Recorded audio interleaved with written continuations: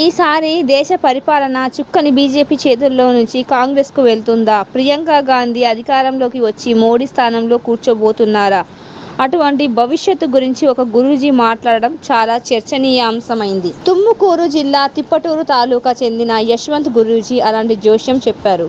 గురూజీ చెప్పిన ఈ జోస్యం రాజకీయ వర్గాల్లో సర్వత్రా ఆసక్తిని రేకెత్తించగా, గురూజీ జోస్యం నిజం కానున్నదనే చర్చ సాగుతోంది. యశ్వంత్ గురూజీ గతంలో ఎన్నో అంచనాలు వేయగా దాదాపు అన్నీ నిజమవడంతో ఆయన అంచనా వేసిన భవిష్యత్తుపై చర్చకు దారితీసింది.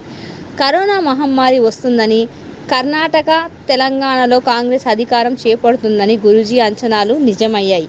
ఇది కాకుండా గత కర్ణాటక అసెంబ్లీ ఎన్నికల్లో కాంగ్రెస్ 135 సీట్లు గెలుచుకోవడం కూడా నిజం.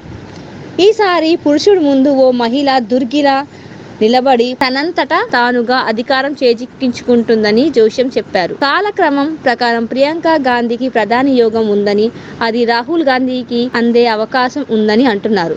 శివరాత్రికి ముందు ఎన్నికలు జరిగి ఉంటే మోదీ ప్రధాని అయి ఉండేవారు. కానీ ప్రస్తుతం ప్రియాంక గాంధీ హంసకు చంద్రమంగళ భూతాదిత్య యోగాలను ప్రారంభించారు. ఈ యోగా ద్వారా తనకు ప్రధాని పదవి దక్కే అవకాశం ఉందని జోస్యం చెప్పారు. కాలానుగుణ అంచనా ప్రకారం యోగలో ప్రధాని నరేంద్ర మోదీకి అస్వస్థతకు గురయ్యే అన్ని అవకాశాలు ఉన్నాయి.